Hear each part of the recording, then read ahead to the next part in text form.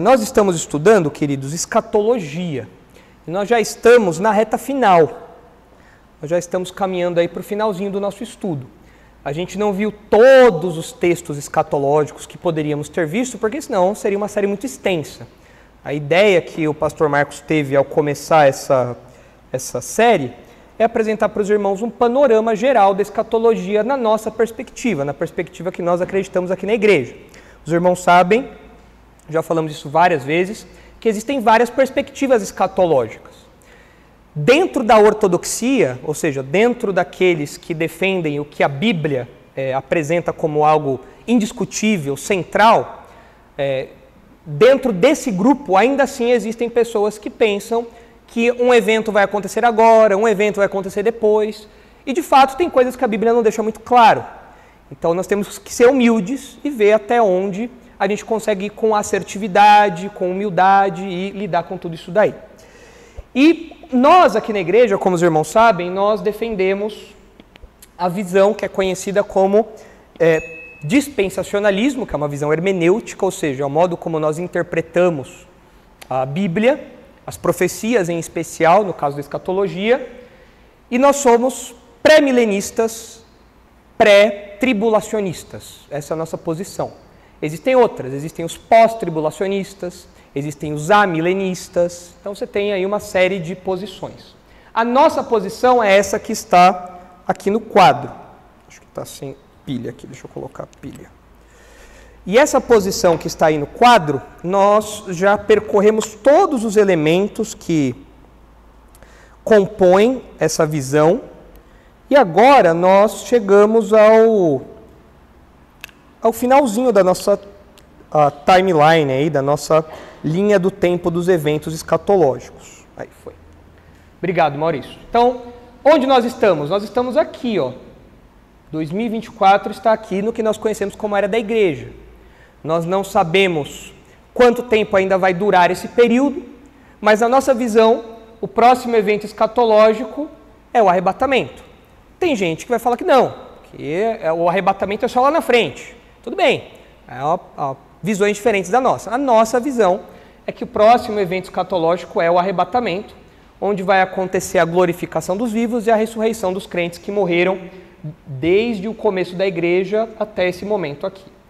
Então, depois disso vem a tribulação, que nós entendemos que será um período de 7 anos, com a figura do anticristo, do falso profeta, um período de perseguição em escala mundial, com a ira de Deus sendo derramada, um período diferente de tudo que a humanidade já viu, de tudo que esse mundo já viu. Depois disso, Jesus volta, e quando Jesus volta, nós temos a ressurreição dos crentes que morreram na tribulação, nós temos a ressurreição dos salvos lá do Antigo Testamento, nós temos o juízo de Cristo, o julgamento de Cristo, separando as ovelhas dos bodes. Então os incrédulos que estiverem vivos vão ser enviados para o inferno, e os crentes que estiverem vivos vão se unir aos que voltaram com Jesus, aos crentes que ressuscitaram na tribulação, aos ressurretos do Antigo Testamento, e vão entrar para o reino milenar de Cristo. Então é pré-milenista porque nós acreditamos que Jesus volta no começo do milênio. Existe a posição amilenista, que fala que nós estamos no milênio agora. Desde o momento em que Jesus foi aos céus, nós já estamos experimentando aí o milênio, já estamos vivendo aí, nesse intervalo entre a primeira e a segunda vinda de Jesus, nós temos o milênio. Então, para algumas pessoas, agora Satanás está preso, para algumas pessoas, agora nós já desfrutamos de uma paz restaurada, uma série de coisas que são interpretadas de modo simbólico em Apocalipse, em Isaías, Jeremias, Ezequiel e tudo mais. Mas nós não, nós acreditamos que o milênio é um período de um reino literal de Cristo nesse mundo que ainda vai acontecer.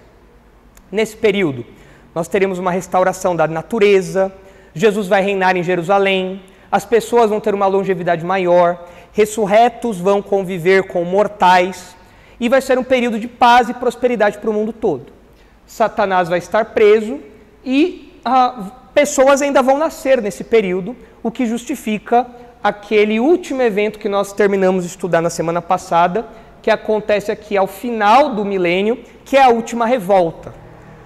quando Satanás é solto e ele engana as nações de novo para se levantarem contra Jesus, contra o reino de Jesus, mas essa revolta não dá em nada, porque Jesus imediatamente para essa revolta, destrói os seus inimigos, e aí nós entramos agora no próximo, já no finalzinho aí da nossa linha, no próximo evento escatológico aí, que é o juízo final, também conhecido como juízo do trono branco, do grande trono branco. Então, se os irmãos abrirem a Bíblia aí em Apocalipse 20, os irmãos verão isso. Então, olhem aí para a nossa linha do tempo, o Maurício vai tirar para a gente ver o texto, mas olhem aí para os irmãos saberem onde nós estamos, ok? Nós estamos aqui, ó, no que é conhecido como juízo final, ou juízo do trono branco, ok? Agora é importante o seguinte, olha só, a tribulação, arrebatamento, segunda vinda, milênio, esse miolo aqui, ele é controverso aí entre as várias posições que tem. Mas a partir desse momento aqui, que nós vamos entrar agora, nós já temos uma concordância. Porque alguém que não concorda que vai haver um julgamento final, um juízo final, essa pessoa ela tem uma posição diferente da ortodoxia. Porque todas as posições concordam que haverá um juízo final. Alguns detalhes, talvez em termos cronológicos, aí, por conta desse miolo diferente, podem variar, mas é comum que todos falem, dentro da ortodoxia, que todos falam, não, vai haver um juízo final. Tem que haver um juízo final, porque a Bíblia fala de um juízo final. Não tem como fugir disso. Então, ainda que aqui existam muitas posições diferentes, aqui em diante nós já começamos a ter uma concordância muito maior, porque há muitos mais elementos em comum, independente da posição escatológica, da posição hermenêutica, certo? Então aqui agora a gente entra em um campo que é um pouco mais amigável, com um pouco menos de posições diferentes do que os tópicos que nós tratamos até aqui. Mas vamos ver então, abre aí por favor, Maurício, Apocalipse 20, versículo 11, nós vamos ver aí o grande trono branco, ou o juízo, né, do trono branco, o juízo final, como é conhecido. Isso está lá em Apocalipse 20, e vem na sequência da última revolta. Então nós terminamos na semana passada de estudar o versículo 10. Então Apocalipse 20, sobe para o 10, por favor, Maurício. Isso, olha. Então o diabo, o sedutor deles, foi lançado para dentro do lago de fogo e enxofre, onde já se encontram não só a besta, como também o falso profeta, e serão atormentados de dia e de noite pelos séculos dos séculos. Então nós terminamos aqui, essa foi a última revolta, Satanás é lançado no lago de fogo, a lugar de tormento eterno, e agora nós caminhamos para esse próximo evento, já no final da nossa linha do tempo aí, que é o juízo final, que começa aí no versículo 11. Então vejam aí o que diz o texto, a gente vai caminhar por esse texto, fazendo aí as devidas conexões com outros versículos, para que a gente entenda direitinho aí o que o texto quer dizer. Então, Apocalipse 20, 11 diz assim: Vi um grande trono branco e aquele que nele se assenta. Um detalhezinho aqui, logo no começo. As nossas traduções, pelo menos a minha tradução aqui, a que está ali na tela, não adicionou uma preposiçãozinha importante. É uma preposiçãozinha que aparece muito em Apocalipse, a preposição grega kai, que ela é traduzida de várias formas. Ela é traduzida como e, também, várias formas. Só que em Apocalipse ela aparece várias vezes. E quando ela aparece, geralmente ela inaugura uma nova etapa no que João está vendo. Então, se os irmãos olharem por aí, por exemplo, isso é traduzido por então. E esse então está aqui no grego, mas não está na nossa tradução. O versículo 11 começa, então, aí lá no versículo 12 também tem, só que ali foi traduzido por também. Ali seria então. Esse então, por que João põe tanto então? Ele não sabe escrever? Não, claro que ele sabe escrever. Ele está querendo mostrar que as coisas estão avançando, a história está indo para frente. Ele quer dar movimento, ele quer dar sequência, ele quer dar um avanço cronológico. Mas aqui não foi colocado, o tradutor não colocou esse então. Mas é importante os irmãos saberem que esse então está ali, porque isso mostra que o que João está vendo está indo para frente. João está vendo os episódios avançando. Existe uma visão de Apocalipse, uma leitura de Apocalipse, que diz que Apocalipse narra os mesmos eventos várias vezes, em ciclos. Só que isso não é exegeticamente defensável, porque o jeito que João escreve mostra um avanço. Igual você conta uma história. Ah, eu estava lá com o fulano, então. Aí o fulano, então. Isso então mostra que a coisa está indo para frente. Diga, Osnir. Isso, essa é a ideia. Depois do que aconteceu, veio isso aí que João vê. Essa é a ideia, de movimento. Então a NVI foi mais certeira aí em colocar isso, que as nossas traduções aqui não colocaram. Então o que João está vendo agora?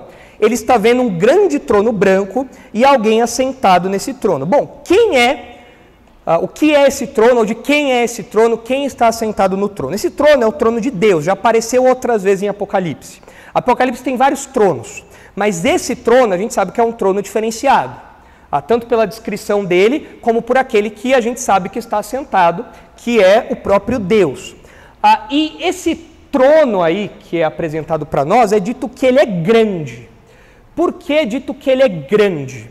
Porque é o trono do próprio Deus, então quer mostrar uma relevância, importância, algo que se destaca. Existem vários tronos em Apocalipse, mas esse é o grande trono. Por quê? Porque é o trono de Deus.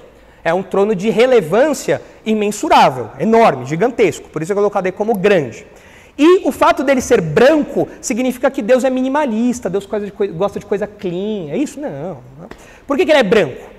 O que o branco representa aqui? O fato do trono de Deus ser um trono branco é que os anjos são bons faxineiros, não é? Sempre limpam lá tudo bonitinho e fica brilhando. Por quê? O que o branco, até intuitivamente, o que algo branco transparece para nós? Em termos morais. Pureza, santidade, justiça. Então veja, nós estamos chegando aqui agora num momento de um juízo. Nós estamos aqui num tribunal divino.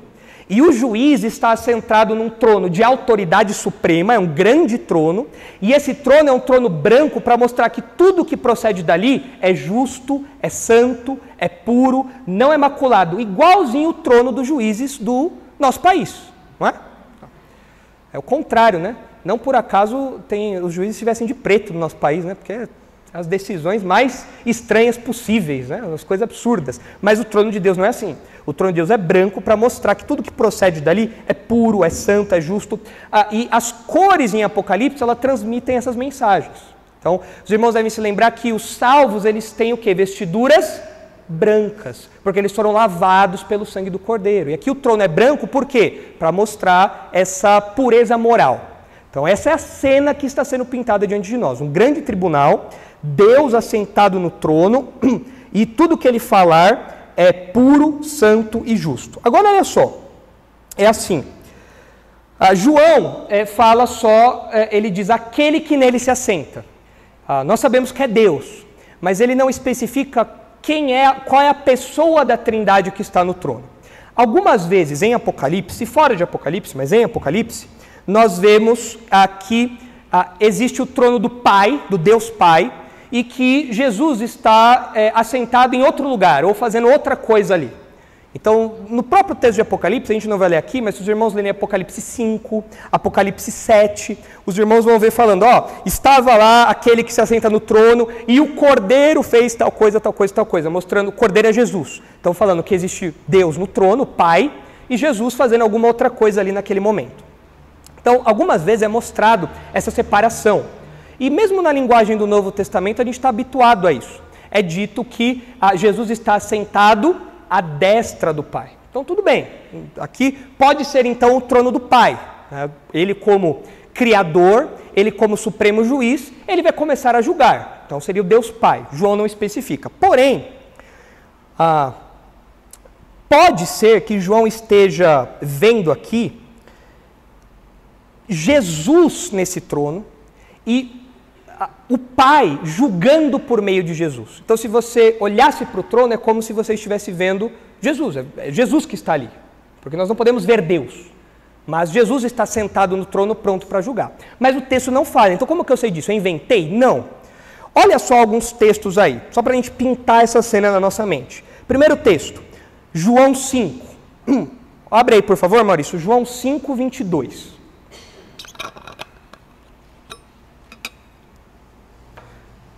Então, o que pode ser aqui é que João, nessa sua visão, ele não está especificando qual pessoa da Trindade está ali no trono, porque ele está falando que é Deus que está julgando.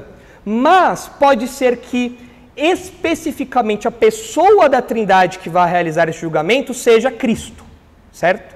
Então, ele seria como que um juiz delegado do Pai. O Pai autoriza, o Pai dá essa tarefa para Cristo. Ele é um agente judiciário ali. Olha só o que diz aí João 5:22. E o Pai a ninguém julga, mas ao Filho confiou todo o julgamento. Agora pula para o 26, Maurício. Porque assim como o Pai tem vida em si mesmo, também concedeu ao Filho ter vida em si mesmo, e lhe deu autoridade para julgar, porque é o Filho do homem. Várias vezes nos evangelhos, Jesus fala, eu não vim para julgar, eu vim para salvar. Aí você fala, então isso aqui está em contradição. Não. Na primeira vez que Jesus veio, ele não veio ao mundo como juiz. Ele veio ao mundo como o quê? Cordeiro, como salvador. Ele não veio para se assentar no trono e julgar as pessoas como juiz. Ele veio para morrer na cruz. Mas um dia ele voltaria como juiz. E é isso que nós estamos vendo aqui. Agora, olha como isso vai ficando mais claro ainda. Agora, abre, por favor, Maurício, em Atos 17. Atos 17, 30.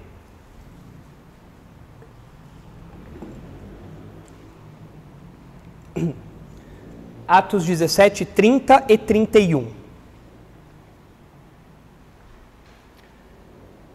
Ora, não levou Deus em conta os tempos da ignorância, agora, porém, notifica aos homens que todos, em toda parte, se arrependam. É um chamado à conversão aqui, certo? No meio da pregação. Porquanto, Deus Pai estabeleceu um dia em que há de julgar o mundo com justiça. Todos serão julgados com justiça. Por meio de um varão, por meio de um homem, que destinou e acreditou diante de todos, ou seja, deu credibilidade, confirmou diante de todos, ressuscitando dentre os mortos. Quem foi que o Pai ressuscitou dos mortos? Foi Jesus. E o que o texto fala aqui claramente, que um dia Deus vai julgar todo mundo por meio de um homem. Quem é esse homem? Jesus. Então agora começa a ficar uma imagem mais clara, porque agora o mundo todo vai ser julgado, nesse momento da história que nós estamos estudando. Então pode ser que Jesus esteja naquele trono como alguém autorizado, delegado pelo Pai para essa função. E isso não deve nos surpreender, porque, assim, quando nós lemos Gênesis 1, nós vemos lá, no princípio criou Deus os céus e a terra. É especificada alguma pessoa da Trindade? Se foi o Pai, o Filho, o Espírito Santo que criou o universo? Não. Fala que é Deus, beleza. Deus uno e trino. Todos atuaram na criação. Mas quando nós chegamos em João, em Colossenses, o que é dito? O mundo foi feito por intermédio dele e sem ele nada do que foi feito se fez. Ou seja, quem é que esteve das pessoas da Trindade, quem é que foi um dos agentes específicos da criação? O Filho. Então, Deus, como um ser trino, participou disso. Mas o Novo Testamento mostra para nós detalhes da ação de cada uma das pessoas da Trindade. E aqui pode ser um caso desse. João olha e ele está vendo Deus julgando. Mas a pessoa específica da Trindade que vai se assentar no trono para julgar é o Filho. Porque ele recebeu essa autoridade do Pai, certo? Mais um texto aí, Romanos 2. Romanos 2,16.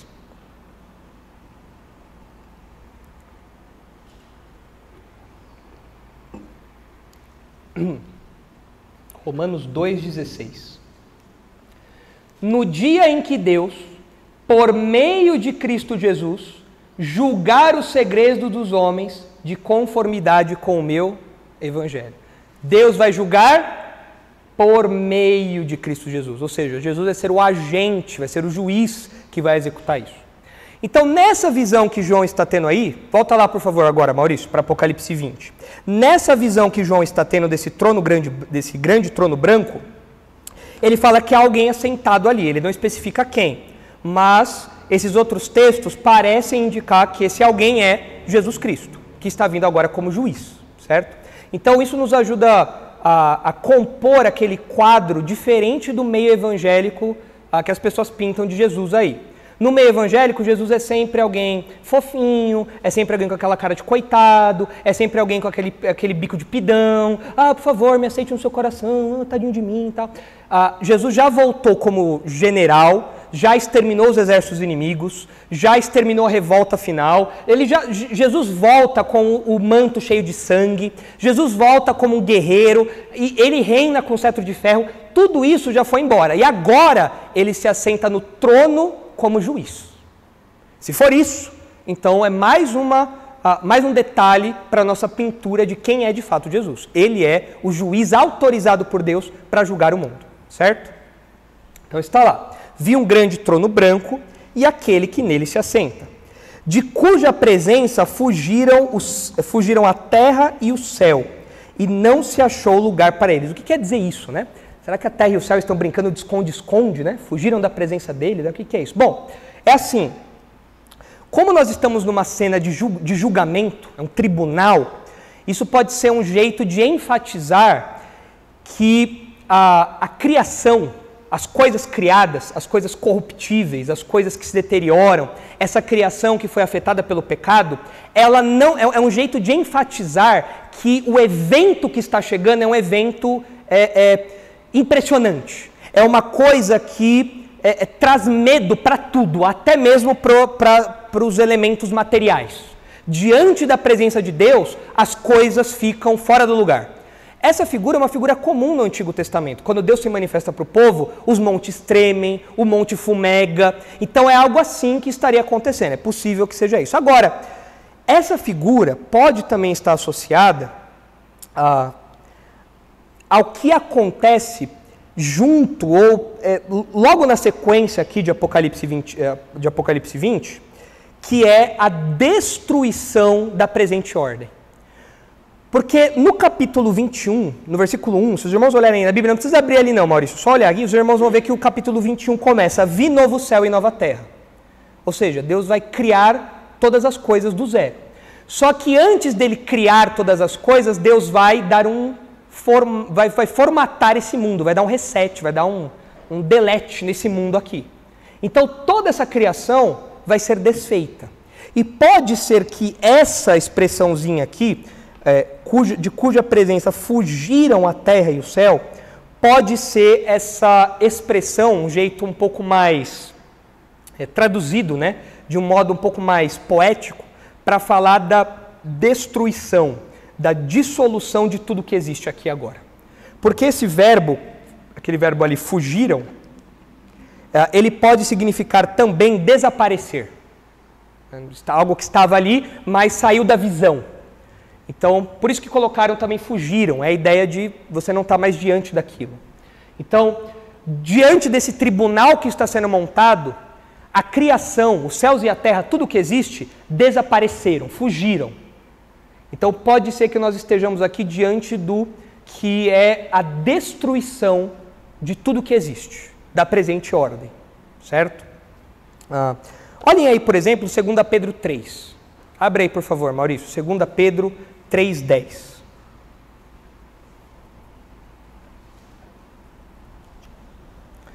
Segunda Pedro 3:10. Pedro fala sobre esse momento, ok? Olha só. Virá, entretanto, como ladrão, ou seja, virá de modo repentino, certo? Virá, entretanto, como ladrão, o dia do Senhor. Dia do Senhor é uma expressão que tanto no Antigo como no Novo Testamento é uma expressão elástica. O que quer dizer isso?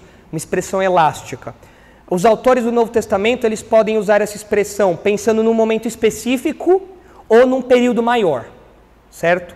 Então, o dia do Senhor pode envolver a tribulação, o dia do Senhor pode envolver o milênio, o dia do Senhor pode envolver esse juízo final. Então, nem sempre os autores bíblicos usam essa expressão de modo tão preciso. Às vezes, eles usam isso de modo um pouco mais elástico. Então, aqui, parece que Pedro está falando do momento que a gente está estudando agora, certo? No finalzinho da nossa linha do tempo.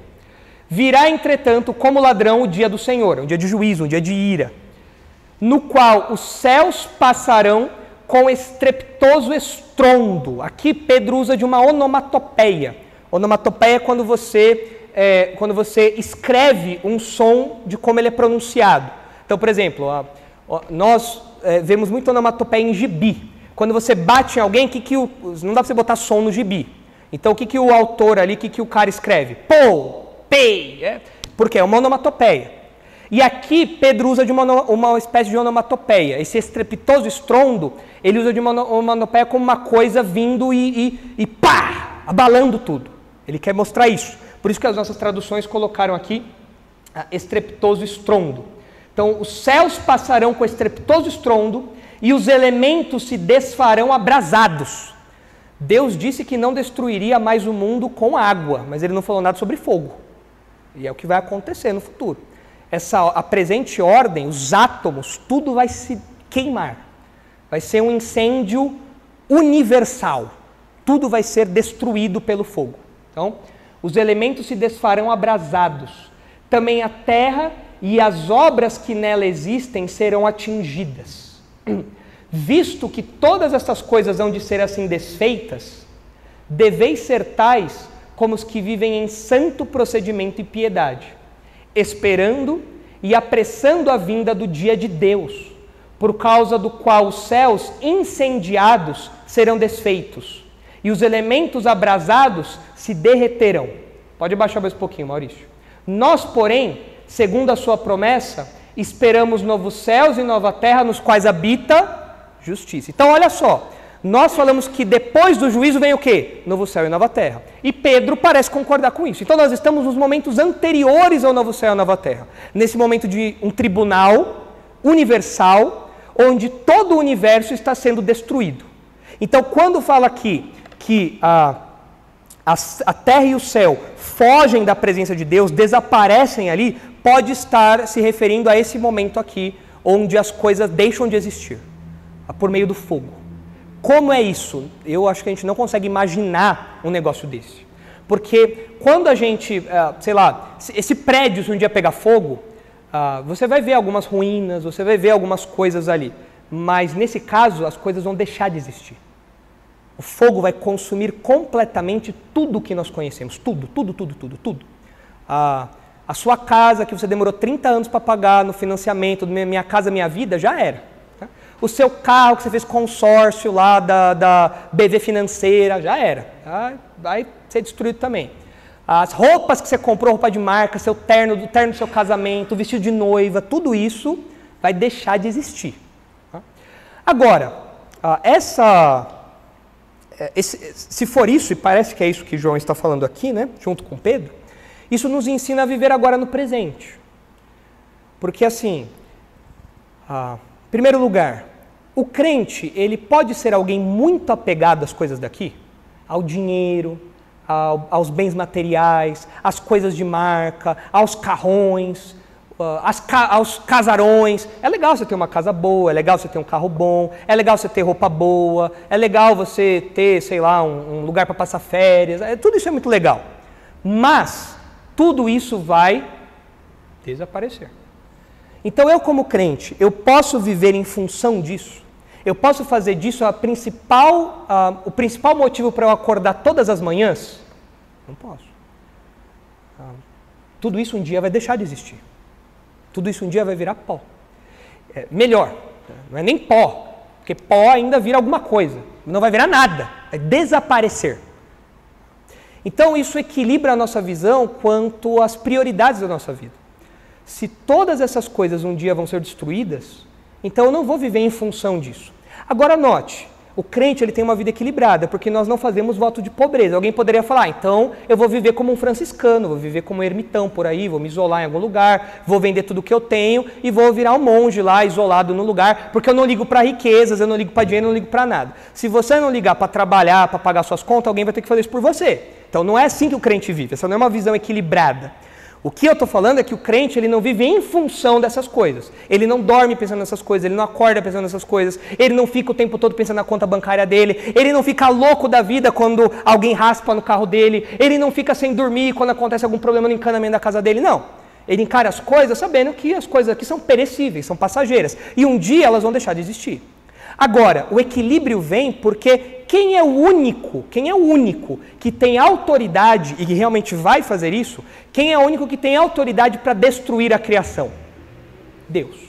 Ele é o Criador e Ele é o único que tem autoridade para destruir aquilo que Ele criou, para aniquilar aquilo que Ele criou.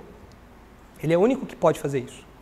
Então, como crentes, nós temos que ser bons mordomos do universo, cuidar da nossa casa, cuidar do nosso bairro ali, da cidade, enfim, dos lugares onde a gente tem alguma influência, não ficar jogando papelzinho na rua, não ter uma casa porca. Tem casa que você entra, meu Deus. Eu já fui em casas que eu cheguei lá e falei, onde é que eu tô? O que é isso aqui? É um programa do Discovery, de pessoas bagunceiras, alguma coisa assim? O que está acontecendo? O crente não pode ser assim. A casa do crente tem que estar limpinha, organizada. Por quê? Porque essa criação é uma criação boa. E Deus é o único que pode destruí-la. E Deus não vai destruí-la porque ela é má. Deus vai destruí-la porque esses são os planos dele. E ele vai fazer novo céu e nova terra, onde habita a justiça. É o que Pedro diz aqui para nós. Mas nós não temos autorização para destruir essa criação. Foi nos dada a tarefa de cuidar dessa criação. Então nós temos que ser bons mordomos desse mundo aqui. Mas nós não podemos idolatrar esse mundo. Sabe esses papos de idolatria ambientalista que tem? Porque nós temos que cuidar bem da nossa casa, porque essa casa é tudo que nós temos, e você não pode comer tal coisa, porque isso prejudica o efeito, isso faz mal, e traz o efeito estufa, e não sei o que lá, e todo aquele terrorismo ambiental, e toda aquela coisa, olha, você não tem que lavar sua roupa, você tem que ficar ali com a sua roupa fedida por 10 dias, porque se você lavar a roupa, isso vai aumentar os gases lá do polo do planeta. Todo esse papo extremamente terrorista, ambientalista, vocês não sabem, né? Esse pessoal aí das ONGs e tudo mais, isso idolatra a criação. É a galera que abraça a árvore, é a galera que acha que a gente tem que viver com nada proveniente de animal, a gente tem que preservar sempre a natureza, as florestas, não pode construir uma casinha ali, não pode, porque que seria de nós sem as árvores? Tá, beleza, cuida das árvores, cuida da natureza, mas o terrorismo ambientalista que a gente vê por aí dessas ONGs e tudo mais, é fruto de uma idolatria da natureza. Tanto que existem realmente religiões que veem a natureza como divina. O panteísmo, o panenteísmo, veem a natureza como deusas, como coisas ali que têm que ser mais do que protegidas e guardadas, elas têm que ser quase que adoradas. E o homem que tem que se virar nos 30 aí. Eu falava com o pastor Thomas que lá no grupo do bairro lá onde eu moro, o grupo de WhatsApp, eu vejo as pessoas mais indignadas com os animais e com as árvores do que com as pessoas. E por que isso? Porque as pessoas têm uma visão desequilibrada sobre o mundo que foi criado. O mundo que foi criado é bom. Deus olhou e viu que tudo era muito bom. Mas Ele um dia vai destruir tudo isso. Pastor, então quer dizer que Deus vai destruir as árvores? Vai. Ele é o único que tem esse direito. Nós vamos cuidar da natureza, nós vamos fazer o possível ali para não viver num mundo que é terrível, com condições climáticas ruins, beleza, a gente vai fazer o possível para isso, mas eu não vou idolatrar o meio ambiente, não. O meio ambiente não ele não foi feito para viver para sempre, ele não foi feito para durar para sempre. Quer ver? Olha aí o que diz Hebreus 1, olha só como isso é claro, né? A criação não foi feita para ser eterna, não foi feita. Essa criação ela foi feita para um dia terminar. Olha aí Hebreus 1:10.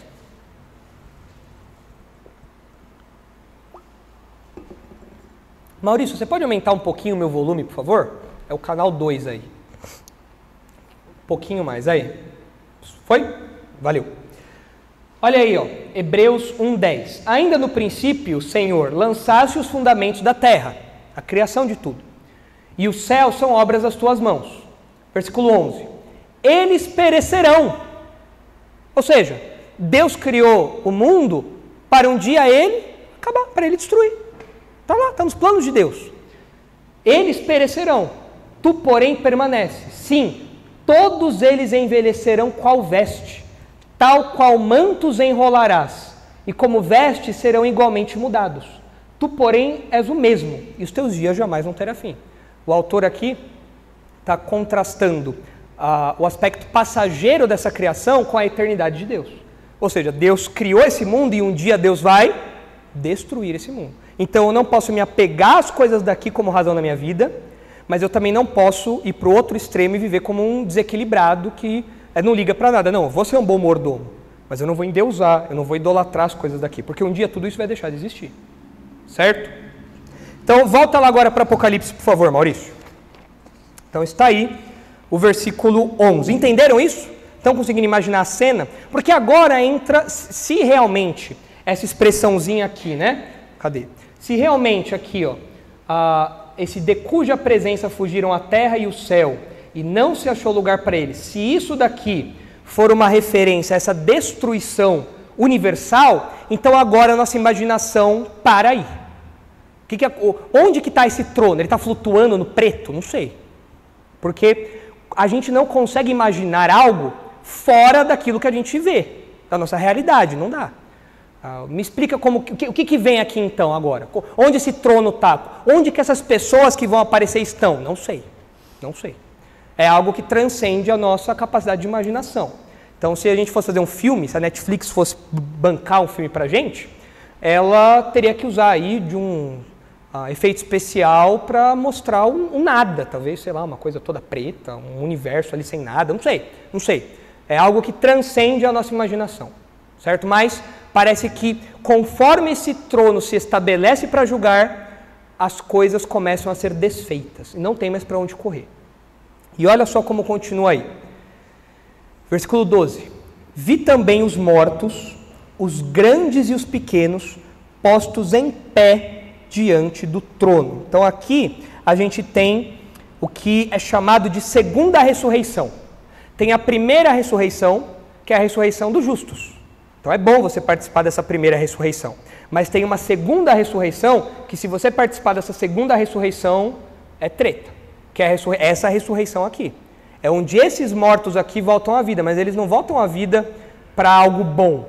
Eles voltam à vida para serem julgados. E não é um julgamento para saber se eles vão ser salvos ou condenados. Não, a condenação deles já tá lavrada. Aqui agora ela vai ser executada. O juiz não vai avaliar e falar, aqui você fez algumas coisas, mas tudo bem, vai. Nos 45 do segundo tempo, entra ali no novo céu e nova terra. Não tem mais essa chance. Aqui agora o juiz vai dar a sentença, ele vai ler a sentença. Fulano de tal, você assim, assim, assado, você está condenado eternamente ao lago de fogo. É esse o julgamento que está sendo montado aqui.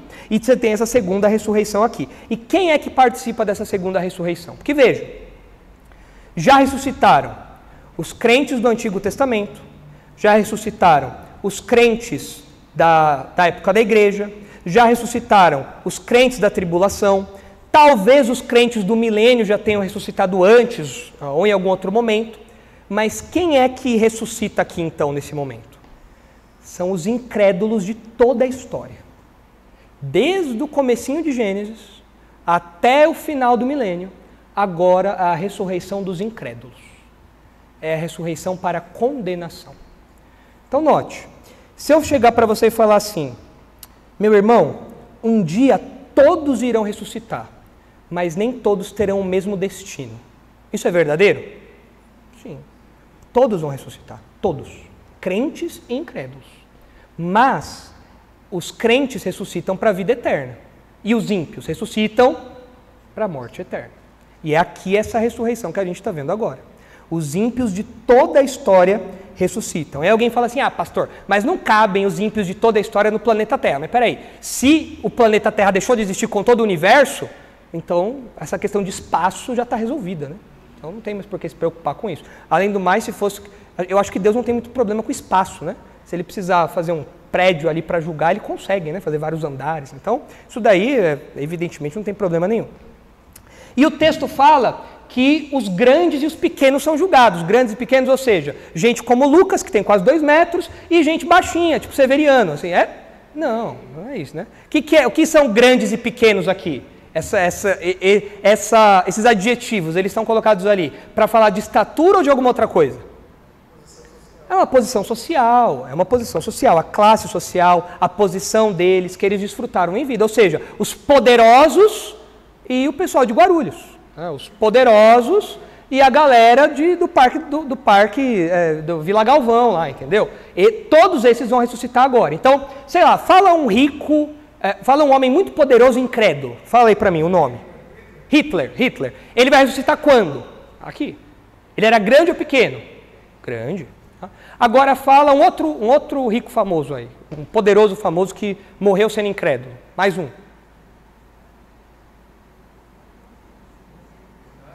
Quem?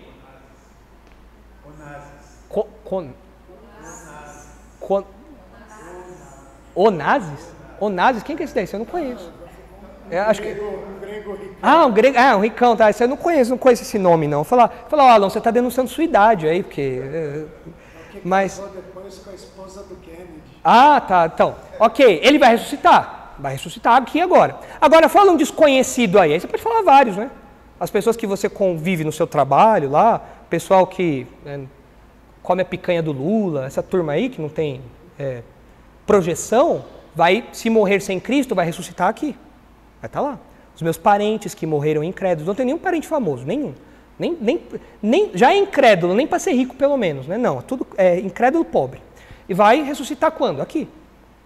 Ressuscitar aqui nesse momento. Então os incrédulos de toda a história, de todas as posições, vão ressuscitar aqui. Isso mostra que nesse julgamento não há acepção de pessoas. É isso que a Bíblia fala várias vezes, não é? O juízo de Deus não tem acepção de pessoas. Ricos e pobres, poderosos e sem influência, todos serão julgados igualmente por Deus. Todos, nesse momento da história aqui. E o texto fala que todos estão postos diante de Deus. É interessante porque, assim, você já deve ter ouvido aquele ditado, né? Todos os caminhos levam a Deus. Geralmente as pessoas falam que assim, não importa se você é budista, não importa se você é espírita, não importa se você é sei lá, shintoísta, não importa se você é cristão, não importa, todos os caminhos levam a Deus. Isso é mentira no sentido salvífico, é claro. Jesus é o caminho até o Pai, ele deixou isso claro, o único caminho. Mas tem um sentido em que de fato todos os caminhos levam a Deus. A questão, a verdade é assim, todos um dia estarão diante de Deus, todos. A questão é se você vai encontrá-lo como pai ou como juiz. Se você for um crente e você ressuscita para a vida eterna, você vai encontrar com Deus como um pai. Isso é bom. E você só consegue isso por meio de Jesus. Agora, se você não for crente, você vai encontrar com Deus também. Só que você não vai encontrar com Ele como pai. Você vai encontrar com Ele como juiz. Aí a conversa é outra, né? Então, quando alguém fala assim, todos os caminhos levam a Deus, fala, olha, num certo sentido até é verdadeiro o que você está falando, mas se você não crê em Jesus, você vai encontrá-lo como juiz, eu vou encontrá-lo como pai. Aí a pessoa, como assim? Você já evangeliza a pessoa. Então, você aproveita aí esse ditado que não tem nada a ver para extrair aí um pouquinho de oportunidades de evangelismo, né?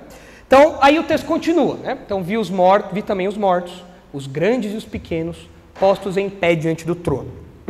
Então, se abriram livros, e ainda outro livro, o livro da vida foi aberto, e os mortos foram julgados segundo as suas obras, conforme o que se achava nesses livros. Bom, vamos por partes aqui. Fala aí de vários livros. Existe um livro específico aí que é mencionado, que é o livro da vida, certo? O que é o livro da vida? O livro da vida é um registro dos salvos de todas as eras. Os salvos de todas as eras, os crentes de todas as eras, têm o seu nome gravado em um livro. Quando esse livro foi escrito? Quando o livro da vida foi escrito? Desde antes da fundação do mundo, ou seja, na eternidade. Textos que mostram isso, olha só.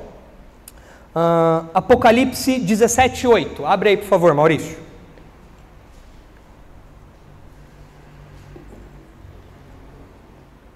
Se você é um crente, você pode ter o seu nome no Serasa, mas você com certeza tem o nome no livro da vida, então tá beleza. Agora, se você é incrédulo, você só tem o seu nome no Serasa. Que coisa triste, né? Então, tenha o nome no livro da vida, não no Serasa, né? Diga. Claro. Essa é a questão. Se esse livro foi escrito lá na eternidade, então os nomes que foram colocados lá já estão lá desde a eternidade, antes de tudo existir. Então, os nomes que estão lá são de pessoas que Deus escolheu para salvar, pessoas predestinadas. E Deus escreveu, usando a nossa linguagem mais popular, Deus escreveu esse livro com caneta. Ele escreveu para não apagar mais. Não tem como mudar esse livro, né? Olha só ali o que diz. A besta que viste, era e não é, está para emergir do abismo e caminha para a destruição. E aqueles que habitam sobre a terra, cujos nomes não foram escritos no livro da vida, desde a fundação do mundo, se admirarão vendo a besta que era e não é, mas aparecerá. Ou seja, desde quando os salvos já estão com o nome escrito no livro da vida? Desde a fundação do mundo, desde a eternidade. Olha só como isso tem a ver com a predestinação. Abre aí, por favor, Maurício, em Efésios 1. Efésios 1, 3. Olha só. Efésios 1, 3 e 4.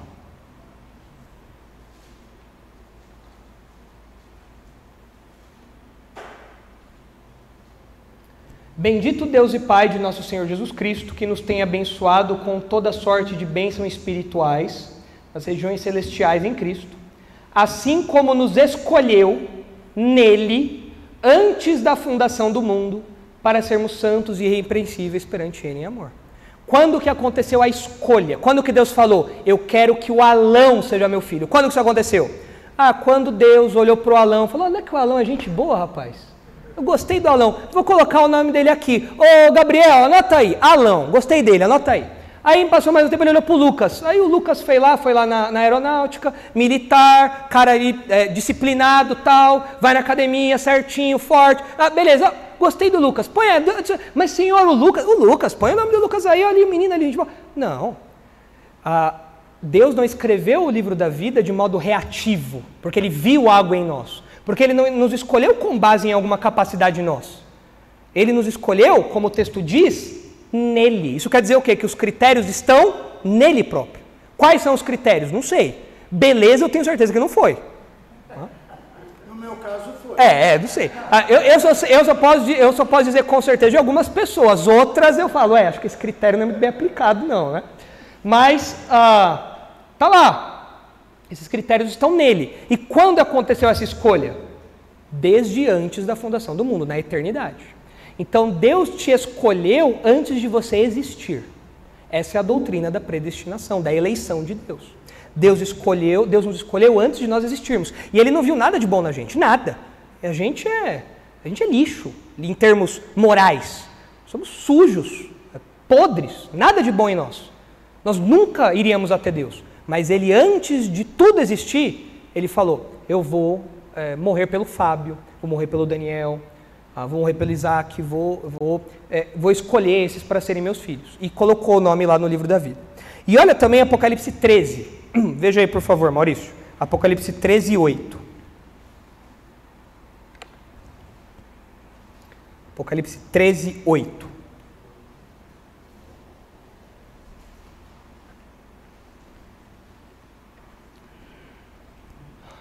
E adorá-lo-ão todos os que habitam sobre a terra, aqueles cujos nomes não foram escritos no livro da vida do Cordeiro, que foi morto desde a fundação do mundo. Quem é o Cordeiro? Jesus. Então fala aqui que é o livro da vida do Cordeiro, certo? O livro da vida que pertence ao Cordeiro, ele que morreu por essas pessoas e tudo mais. Agora, quando fala aqui que o Cordeiro foi morto desde a fundação do mundo, não significa que Jesus morreu na eternidade. Porque Jesus morreu no tempo e no espaço, certo? Mais ou menos 2000 anos atrás. Foi quando Jesus morreu. Então, o que quer dizer que ele foi morto desde a fundação do mundo? O que esse texto mostra para nós? Que a morte de Jesus já estava planejada desde a fundação do mundo. Então, vejam que aqui tem uma outra doutrina importante. É a doutrina da expiação limitada. O que é isso? É assim, Deus escolheu que vai salvar alguns. E Jesus veio ao mundo para morrer por quem? Por todo mundo? Não. Jesus veio ao mundo para morrer por suas ovelhas, por aqueles que estão no livro da vida. Deus não derramou sangue à toa. Jesus não derramou sangue à toa.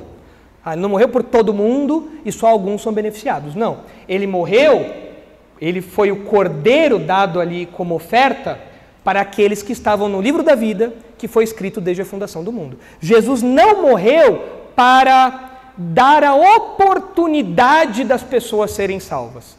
Jesus morreu para salvar aqueles que Deus escolheu. Não é uma possibilidade, é uma certeza. Eu vou morrer pelas minhas ovelhas e não por pessoas que podem ou não crer em mim. Ele morreu por aqueles que estão no livro da vida, desde a eternidade. Então, o seu nome está no livro da vida. Se você é um crente, o seu nome está lá no livro da vida. Pastor, eu não sei se o meu nome está no livro da vida ou não. Tem como consultar na internet, www.livrodavida.org.br? Não dá. Como que você... Nem precisa. Como que você sabe se o seu nome está no livro da vida? Como saber isso? Como que alguém pode saber se tem o nome no livro da vida ou não? Crê em Cristo. Você crê em Cristo como Salvador? Ah, pastor, eu sei que eu sou um pecador, eu sei que eu preciso da graça de Deus, eu sei que por conta própria eu não iria até Ele, e eu creio que Ele é meu Salvador, eu creio que Ele morreu no meu lugar. Então pronto, seu nome está lá. Porque a Bíblia fala que não tem como alguém clamar pelo nome de Jesus se o Espírito de Deus habitar nele, se não for alvo aí da ação de Deus, não tem como.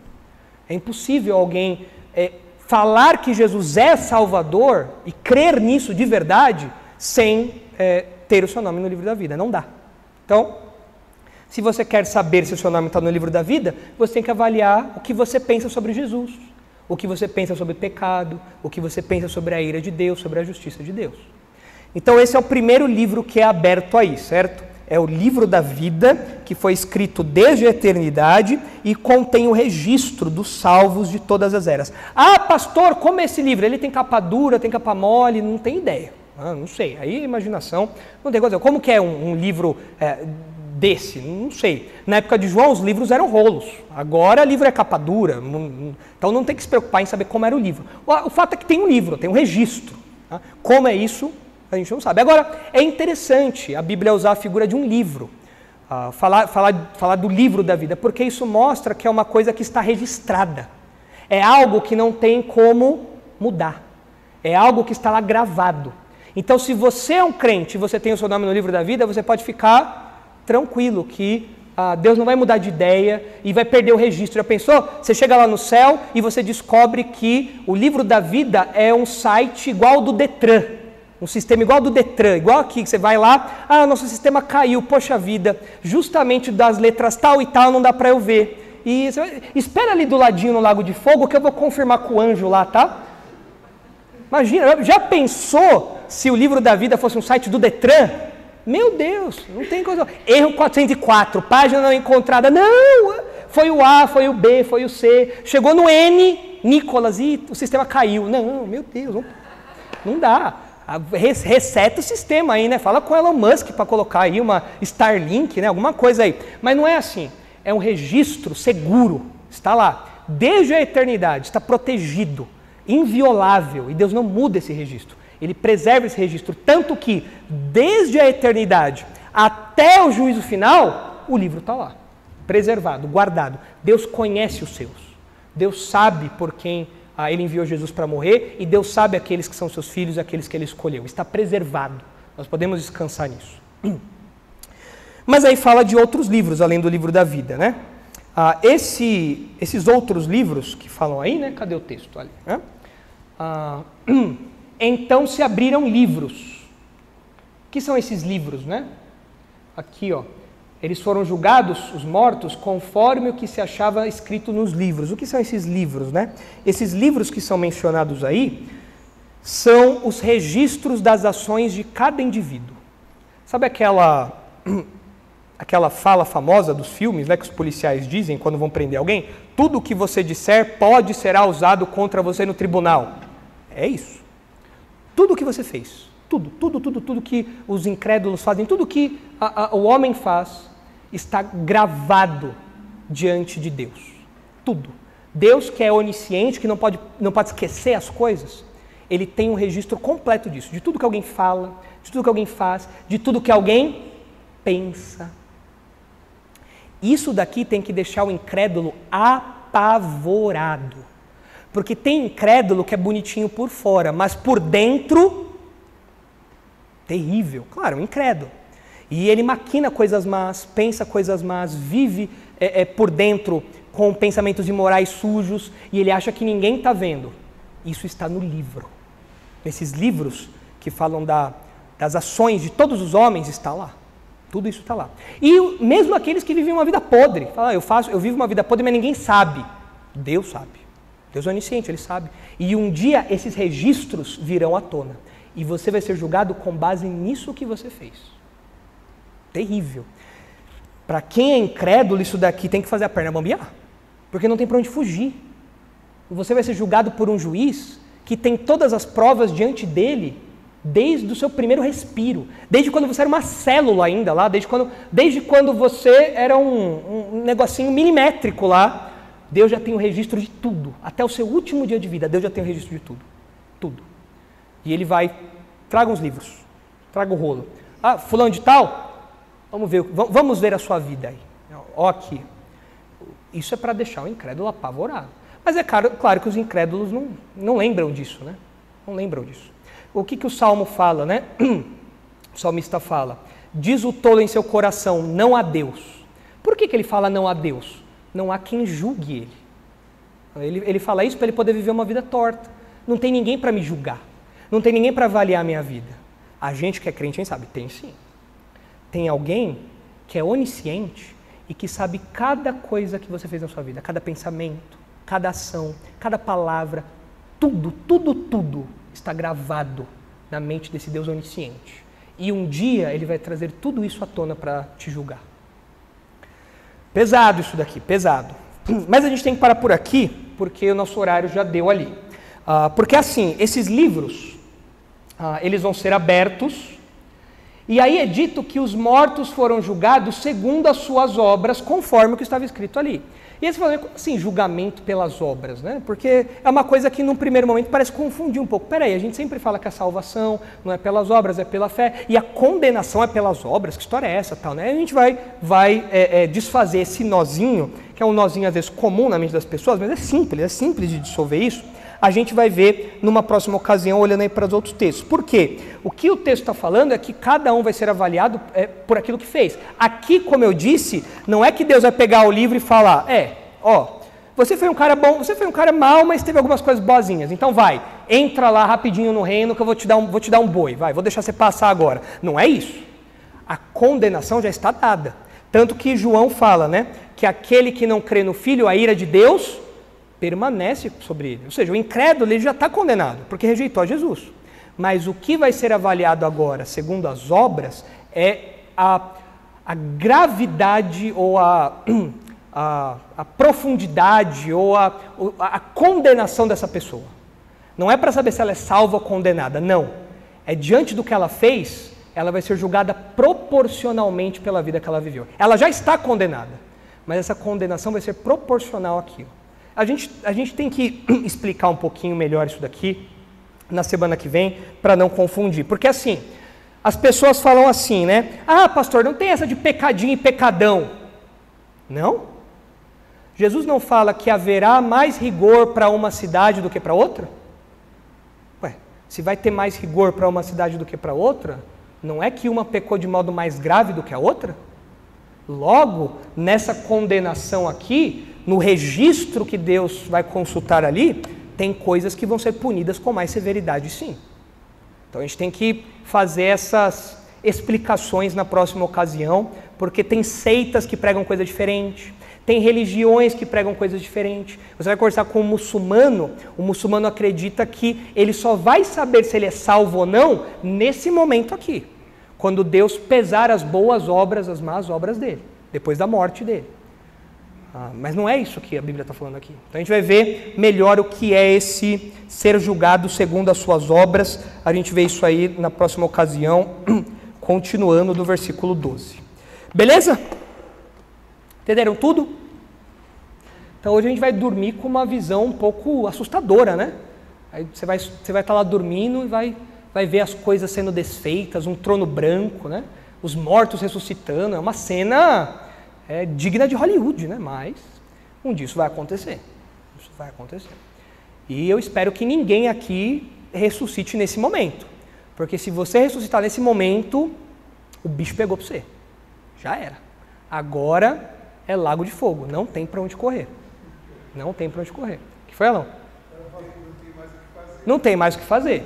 Né? É por isso que Isaías fala, né? Buscai ao Senhor enquanto se pode achar. E se alguém chegar aqui agora e ressuscitar Senhor, eu passei ali 3.000 anos morto no inferno, minha alma atormentada, e agora eu sei que Jesus é o Salvador. Vai adiantar alguma coisa? Buscai ao Senhor enquanto se pode achar. Aqui agora é a execução da sentença. Ao homem cabe morrer uma só vez, vindo depois disso, acabou. Não tem reencarnação, não tem segunda chance, não tem aqui um apelo especial. Quem aqui veio do inferno e quer ir? Não tem. É agora ou nunca mais. É agora. Por isso que a mensagem do Evangelho é urgente, para que as pessoas não cheguem aqui. Porque quando você chega aqui, já era. Não tem mais o que fazer. A sentença vai ser executada. Ela já está dada. Ela vai ser só executada agora. Mas a gente termina esse texto aí na próxima semana. Beleza? Vamos orar para terminar?